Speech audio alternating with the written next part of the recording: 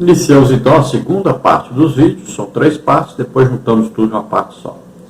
Lembrando a você que todos os slides, figuras ilustrativas que estão aqui nesse vídeo, também os estudos escritos, então você encontra em nosso blog e também, se você deseja entrar em um dos nossos grupos de WhatsApp, eu envio para você depois aí a lição escrita em PDF, envio aí os slides, tanto em PDF quanto também em PowerPoint.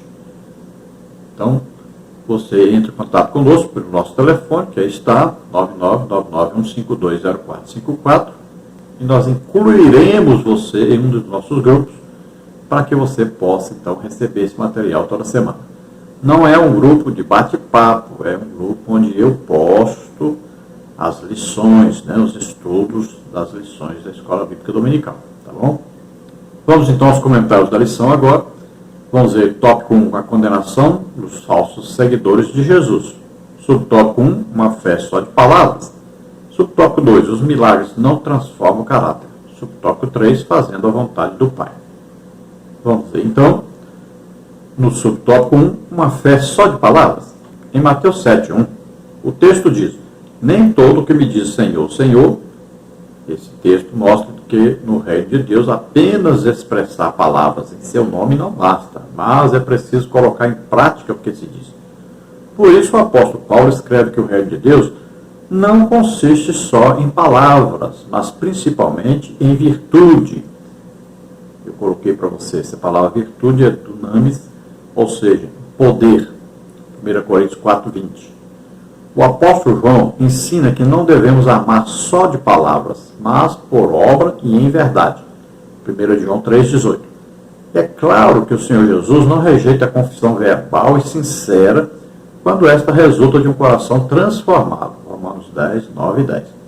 Sim, a fé cristã também é confissão. Entretanto, para que essa confissão seja autenticamente cristã, tem de ser genuína e sincera, provada pelas verdadeiras ações submetidas ao senhorio do nosso Salvador. Então, aqui nós vamos aprender com Jesus que não basta dizer Senhor, Senhor, mas tem que se submeter realmente ao senhorio de Jesus Cristo. Como pode alguém viver, por exemplo, na idolatria, ou bebendo bebida alcoólica, ou fumando, ou nas drogas, ou no adultério, ou na mentira, ou no engano, roubando? Como é que uma pessoa dessa pode dizer que está vivendo debaixo do senhorio de Jesus? Não há possibilidade. Então isso é bem claro. Então, pelo que nós fazemos, podemos ser identificados como ou servos de Deus ou servos de Satanás. Então, quem vive na prática do pecado não pode dizer Jesus é Senhor, porque Jesus não é Senhor desta pessoa. Veja só. Então, a nossa vida, o nosso viver, a nossa prática de vida deve refletir aquilo que nós acreditamos, deve refletir a nossa fé. E aí, nossa fé está baseada no sacrifício de Jesus por nós e na palavra de Deus, a palavra de Deus escrita, que é a Bíblia. Então nós vamos ler a Bíblia e vamos praticar a Bíblia. Então em 1 Coríntios 4:20, Paulo diz que o Evangelho, viver com Cristo, não consiste apenas em palavras, em falar. Às vezes a pessoa fala mal do pastor, dos obreiros, da obra de Deus. Às vezes a pessoa fala muito bem a palavra de Deus e, na verdade, não vive segundo a palavra de Deus. E aqui Paulo está se referindo aos falsos irmãos, aos falsos pastores, falsos mestres, falsos profetas, falsos apóstolos, esses que falavam mal de Paulo. Mas veja bem, Paulo diz que o reino de Deus não consiste só em palavras, mas em poder. E qual poder essas pessoas demonstravam? Então Paulo está se referindo claramente a que eles não tinham nenhuma manifestação sobrenatural de Deus em suas vidas, em seus ministérios, mas falavam mal do apóstolo Paulo.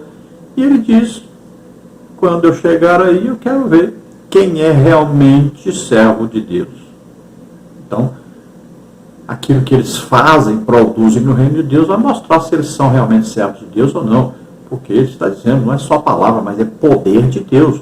A operação poderosa de Deus, manifestação sobrenatural de Deus, que confirma aquilo que as pessoas estão pregando. E está em Marcos, capítulo 16, versículo 20, que eles saíram pregando e Deus confirmava a palavra que eles pregavam, com sinais, prodígios, maravilhas. Então Deus confirma o ministério da pessoa. Paulo diz, o meu apostolado foi confirmado, autenticado por Deus entre vós. Com o quê? Com sinais, prodígios, maravilhas. Então aqui, nós temos que entender que existe uma confirmação, uma chancela, um carimbo, um selo de Deus sobre o verdadeiro crente, o verdadeiro ministro. Ele vai confirmando a pregação do crente, com sinais, prodígios, maravilhas. Aí o que tem de gente que nem batizado com o Espírito Santo foi ainda, nem a primeira etapa, não existe nem confirmação de que ele realmente é salvo. Porque o batismo com o Espírito Santo vem uma confirmação sobrenatural de que a pessoa realmente teve fé em Deus. Veja só, nem a primeira etapa a pessoa chegou ainda e já quer falar dos outros, e quer falar mal da obra de Deus e dos obreiros, e quer falar mal dos crentes, mas nem a primeira etapa ele alcançou ainda, que é o batismo com o Espírito Santo, que é uma confirmação do próprio Jesus da fé daquela pessoa. Então não foi nem autenticado ainda a sua fé e já quer falar mal de todo mundo. E ainda quer se identificar como servo de Deus, cristão. Né? O que tem por aí de igreja que se diz evangélica e são seitas, na verdade, vivem pregando heresias, ensinando as pessoas erroneamente o que está escrito claramente na Bíblia, o que acontece com milhões de servos de Deus, que é o batismo com o Espírito Santo, falar em línguas, e as pessoas negam isso. Veja só, nem essa coisa básica que é o batismo com o Espírito Santo, nós estamos nem falando ainda dos dons do Espírito Santo, mas falando da coisa básica que é o batismo com o Espírito Santo, nem isso, nem até aí chegaram, mas estão aí falando mal e perseguindo o povo, o verdadeiro povo de Deus.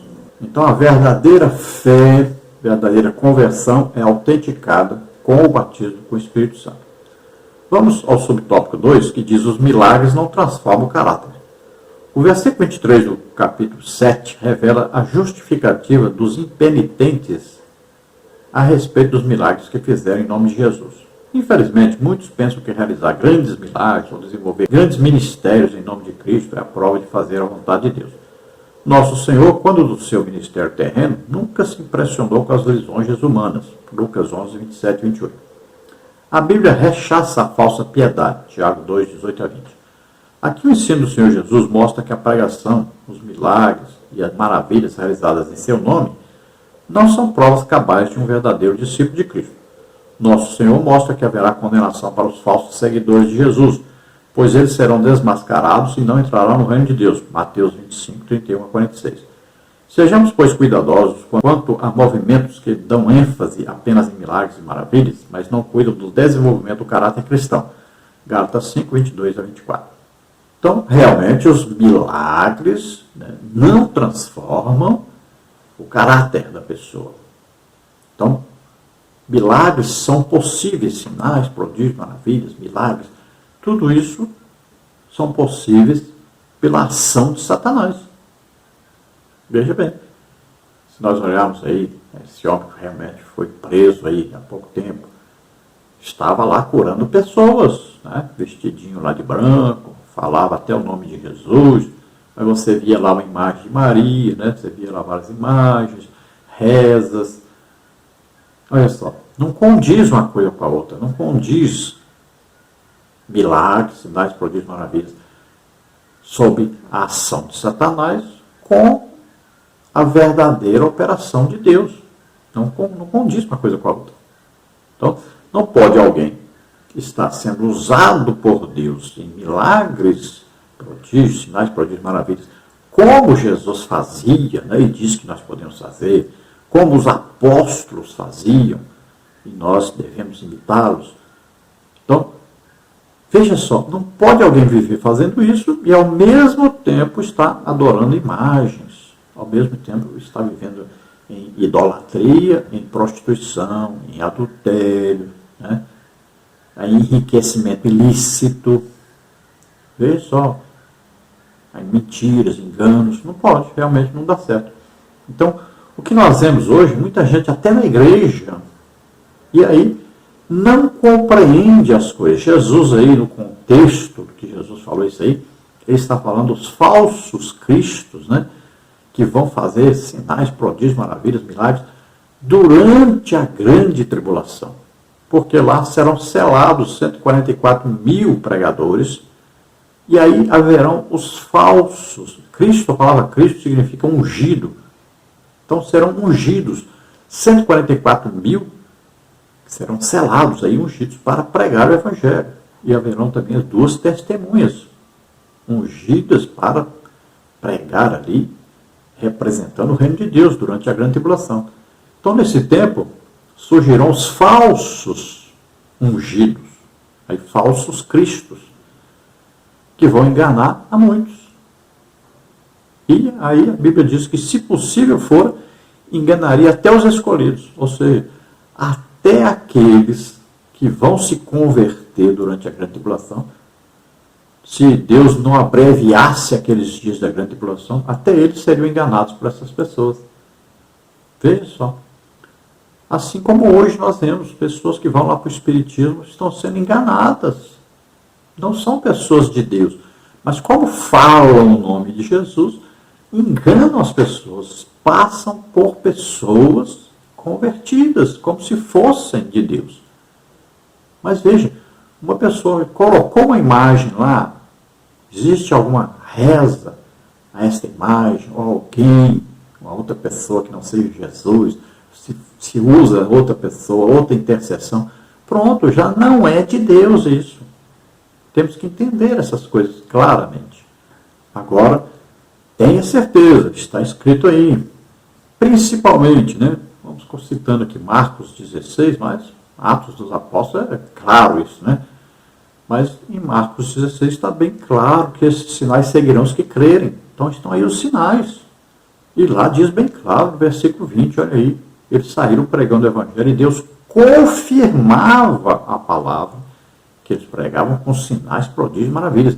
Então, sinais, prodígios e maravilhas são confirmação também do legítimo Evangelho que está sendo pregado. Quando Paulo diz que o seu apostolado foi confirmado, autenticado por Deus entre os gentios, entre os judeus, aqui no mundo onde ele vivia, foi confirmado por Deus o seu apostolado através de quê? Sinais, prodígios e maravilhas. Olha aí, quando Pedro pregou lá, no dia de Pentecostes, ele disse que Jesus, Deus autenticou, confirmou que Jesus era o Messias, através de quê? De sinais, prodígios e maravilhas. Veja só. Então, é uma autenticação realmente. Todos os ministérios autenticamente escolhidos por Jesus Cristo possuem uma autenticação do próprio Jesus, mostrando que essas pessoas realmente são ministros, através de sinais, prodígios e maravilhas.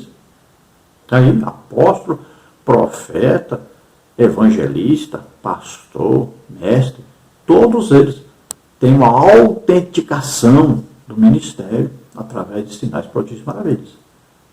Então, às vezes nós pegamos alguém que escreve a respeito disso, mas ele não tem a autenticação sobrenatural do seu ministério, e aí torce um pouco, né, o que está escrito e ensinado na palavra de Deus. Então veja que todo aquele, mesmo que profetize, faça sinais, prodígios, maravilhas, mas aí está debaixo da ação de Satanás, porque vive na idolatria. Esses Jesus nunca conheceu, e eles não entram no reino de Deus mesmo. porque eles nunca se converteram realmente ao legítimo evangelho. Agora, todo servo de Deus deve procurar se colocar à disposição do Espírito Santo, se entregar ao Espírito Santo cada dia mais, para que o fruto do Espírito, né, que tem 9 aspectos, aí, 9 qualidades, sejam aí, dominantes em sua vida, em seu caráter. Então, aquelas 9 qualidades que estão lá em Gálatas, né, capítulo 5. Lá diz quem é servo de Satanás, você vê ali os defeitos, né? E quem é servo de Deus, você vê ali as qualidades, que são os aspectos aí do fruto do Espírito na vida do cristão, do legítimo cristão. E aí começa pelo amor, porque o amor é que vai abrir as outras qualidades, os outros aspectos, né, do fruto do Espírito. No subtópico 3, nós temos fazendo a vontade do Pai. O verdadeiro discípulo de Cristo é o que vive em total obediência a Deus, fazendo sua vontade. Mas aquele que faz a vontade do meu Pai que está nos céus. Mateus 7, 21. Do grego trelema, a palavra vontade significa uma determinação, escolha ativa ou passiva, inclinação, desejo, prazer, vontade. Fazer a vontade do Pai é obedecer com determinação aos seus preceitos, a sua palavra. Jesus é o nosso grande modelo de fazer a vontade de Deus. E ele fez isso em tudo, sempre obediente. Essa é também uma condição que Deus nos exige para entrar em seu reino. Nesse sentido, todos quantos querem fazer a vontade de Deus procuram fugir do pecado. Por isso devemos orar a Deus assim: seja feita a tua vontade. Mateus 6, 10, confere com 26, 39 a 42, Salmos 103, 20 e 21. É a vontade do Pai que o Espírito Santo produz o verdadeiro caráter de Cristo em nós. Portanto, oremos como salmista: ensina-me a fazer a tua vontade, pois tu és o meu Deus. Guia-me o teu bom espírito por terreno plano. Salmos 143, 10. Então Jesus diz que aquele que realmente é servo de Deus, aquele que realmente tem comunhão com Deus, que pode chamar Jesus de Senhor, Senhor, que realmente ele vive em obediência, né? Quem é servo vive em obediência ao seu dono, seu proprietário. Aí a figura, então, daquele dono, né, de fazenda que tinha os seus escravos aí para servi-lo. Então, eles viviam em total obediência ao seu proprietário. Ele era proprietário dos escravos, dono dos escravos. Então, eles viviam em total obediência. E aí, se eles amassem o dono, eles permitiriam até que o dono furasse aí a sua orelha e ele ficaria para sempre debaixo da autoridade desse dono.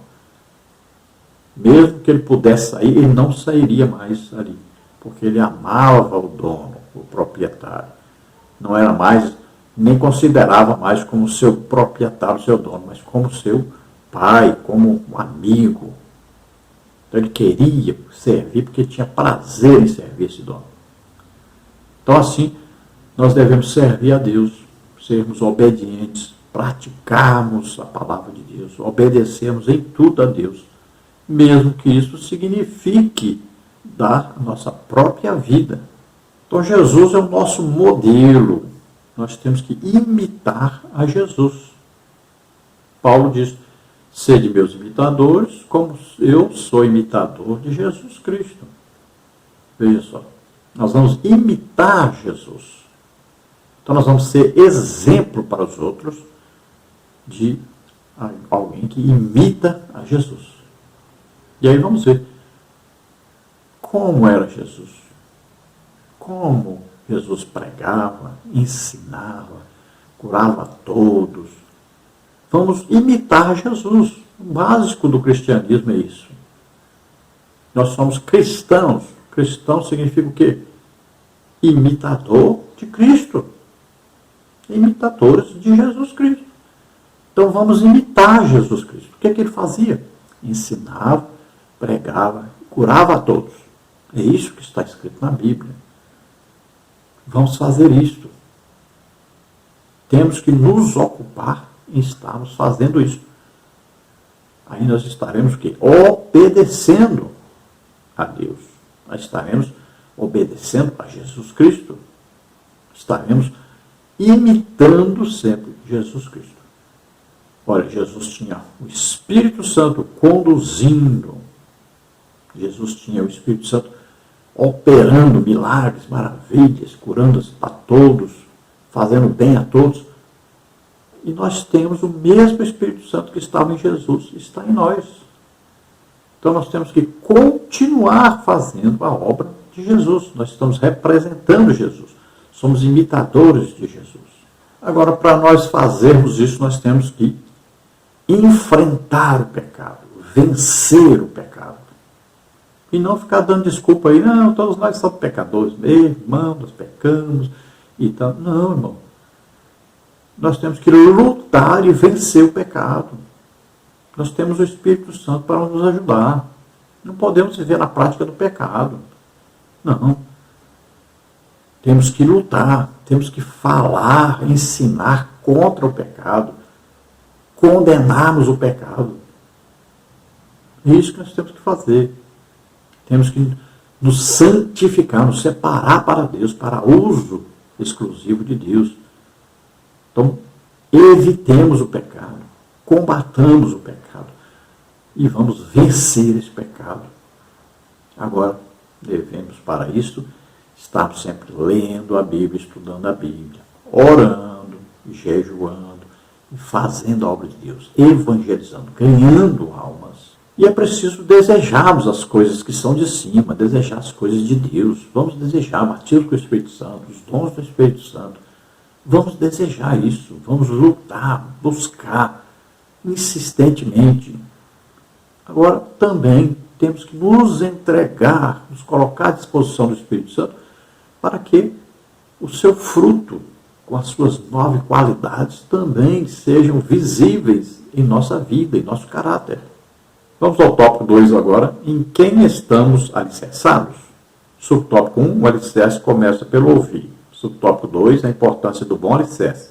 Subtópico 3, a relevância do praticar. Subtópico 1, o alicerce começa pelo ouvir. Para ser um verdadeiro discípulo de Cristo, é preciso ouvir a sua palavra. Mateus 7, 24. Suas palavras são eternas, espírito e vida. João 6, 33 e 68. Por meio delas, o interior do ser humano é transformado verdadeiramente. Atente para a expressão minhas palavras. Mateus 7, 24. No grego, a palavra é logos, mas no texto ela se encontra no genitivo, um modo de gramática grega, cuja ideia central é de posse. Não é qualquer palavra que devemos ouvir, mas a de Jesus. Esta palavra é poderosa, é o logos, conforme a linguagem de João. Jesus Cristo é a essencial palavra de Deus, a sabedoria perfeita unida ao Pai. João 1:1, Colossenses 1:17, 1 de João 1:1. Assim, os que querem construir sua casa espiritual precisam começar a ouvir o que o grande engenheiro da eternidade disse. Ele é o alicerce da nossa edificação espiritual. Salmo 127:1. Então nós sabemos que para construir uma casa, primeiro se constrói o alicerce, né? A base, onde vai ser construída a casa por cima. Se esse alicerce for fraco, a casa vai ruir, né? Vai rachar as paredes, a casa vai cair. E Jesus ensinou bem claro que o terreno é importantíssimo. Olha aí, um construiu sobre a areia, outro construiu sobre a pedra, uma rocha. Então, o terreno onde se vai construir é importantíssimo. Agora também a base aí, né? O alicerce a ser construído é importante, porque vai sustentar a construção. Então, olha aí. Então aqui está sendo comparado, né, pelo comentarista o alicerce da casa com a palavra de Deus. Então aqui vai sustentar a casa. Aqui já não está usando mais ali, né, a pedra e a areia. A diferença entre um e outro. A construção em cima da pedra ou em cima da areia. Aqui já está falando do alicerce, como nós conhecemos as construções hoje, né? Que a gente constrói por aí, em cima de um terreno, e aí nós temos que olhar e o alicerce. Vai ser muito importante esse alicerce, construir sobre um alicerce que seja aí bem construído, com bastante aí ferro, cimento, né? Aí tem areia, tem o barro, tem tudo aí para se construir isso. Tem que ser muito bem feito, calculado, para aguentar o peso que vai ter em cima, tudo direitinho. Então, isso está se baseando numa construção nossa normal agora. Agora, o que acontece muitas vezes é que a pessoa esquece que o terreno é importante demais, né? Aí se constrói aí no meio de um monte aí, depois vem a enxurrada e leva tudo que foi construído. O alicerce era bom até, cimento, areia, pedra, ferro, tudo bem. O problema é que o terreno não prestava. Estava encharcado por baixo, né? Às vezes é um lixão, ele se constrói em cima de um lixão. Então, depois a casa não vai aguentar, vai cair. Então, tomemos cuidado sempre com esse terreno, onde vai construir. É muito importante. Então, sempre vamos ver o que Jesus disse bem claro, que é importantíssimo esse terreno aí, esse local, né? Onde vai ser construído, essa base aí. E a nossa vida cristã, ela sempre tem que ter como base Jesus Cristo, a pedra angular, a pedra de esquina, né? Que a construção é baseada nisso aí, vai ser encostada nisso aí. Se não tiver essa pedra angular, que vai segurar toda a construção não vai aguentar. É assim que se construía a casa naquela época, tinha uma pedra angular, um local onde podia, ali, toda a força da construção se sustentava ali. Então, essa pedra é Jesus Cristo. E a palavra de Deus, que fala a respeito de Jesus, é que vai, então, nos sustentar na nossa vida cristã. Então, aceitamos a Jesus como único Salvador e Senhor, já temos aí a pedra angular, né? E agora, para construirmos nossa vida cristã, vivemos, nós precisamos da palavra de Deus, que vai ser toda a base da nossa vida cristã. Então, a constituição nossa, a palavra de Deus, a Bíblia, é ela que nos diz como viver, nos diz o que fazer, o que produzir, como devemos agradar a Deus. Tudo está aí na palavra de Deus. Então, o nosso manual, né, é a Bíblia, a palavra de Deus. Então, assim, você compra um aparelho doméstico, por exemplo, você vai pegar o manual para ver como é que funciona, para você não estragar o aparelho e não usar mal o aparelho. Então, assim também nós temos nosso manual, que é a palavra de Deus, que vai nos conduzir na nossa vida cristã.